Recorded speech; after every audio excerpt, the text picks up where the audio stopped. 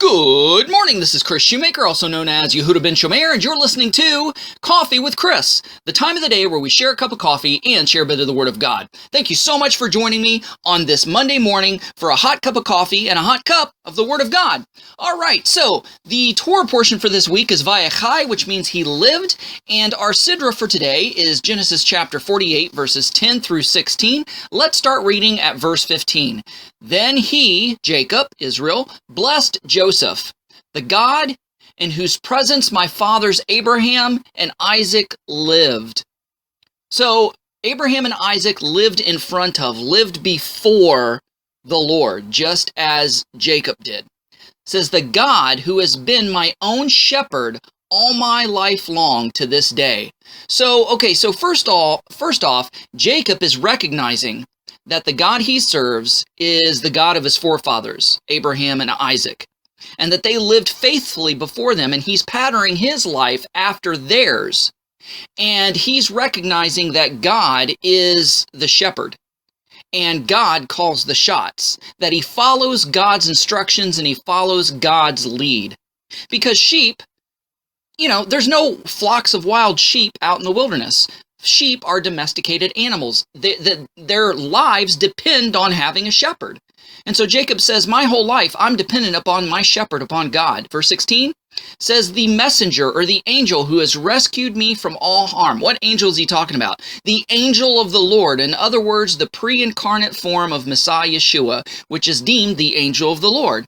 It's God in a manifest physical presence in the guise of a messenger, in the guise of a human, in the guise of an angel. The angel who rescued me from all harm blessed these boys. A run-of-the-mill angel couldn't bless Ephraim and Manasseh. It had to be deity to bless Ephraim and Manasseh. It had to be a manifestation of God in order to bless Ephraim and Manasseh. So it says, the angel who has rescued me from all harm. So he's like, every time I got in a sticky situation, God not only is my shepherd, he provides for me, but he gets me out of trouble. Just like Psalm 23. That, your rod and your staff comfort me. So the rod and staff are tools the shepherds use to protect and keep in line the sheep, either protect them from predators or to bring them back when they start going astray. The angel who rescued me from all harm, bless these boys. May they remember who I am and what I stand for. I want to make my ancestors proud.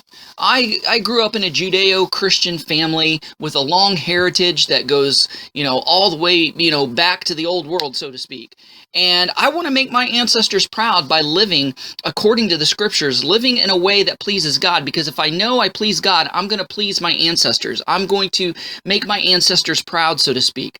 So it says, may they, Ephraim and Manasseh, remember who I am and what I stand for. And likewise, my fathers, Abraham and Isaac, who they were and what they stood for. So your family history is important. It's something to be proud of. And even if you find out that it's something not to be proud of, you can be the game changer in your family lineage, and you can start something that the future generations can be proud of and look back on and say, I want to emulate that. I want to do that. I want to make that ancestor proud. You can be that chain breaker of generational curses. So it says, may they remember who I am and what I stand for, and likewise my fathers Abraham and Isaac, who they were and what they stood for. So custom and tradition is very important. I grew up in a Free Will Baptist heritage, and even though I'm a Messianic Jew now, I still hearken back to many of those customs and traditions of the Free Will Baptist. And I sing from the hymn book almost every day, and I have very fond memories. And I'm still keeping in line with the moral code and the Judeo-Christian code of the Free Will Baptist, though I've incorporated Messianic, Jewish, Hebraic customs into my life. I still have great honor and reverence and respect for the heritage that I came from, and I still live in such a way that I make them proud. Abraham and Isaac, who they were and what they stood for, and may they grow into teeming multitudes on the earth. In other words, I want them to reproduce and be like we were. Matter of fact, I want them to be better than we were. I want them to learn from our mistakes and build upon our triumphs, to become a better people in the future. And that's what we need to do. And guys, thanks so much for listening. Go out there and have a great day. Shalom, and God bless.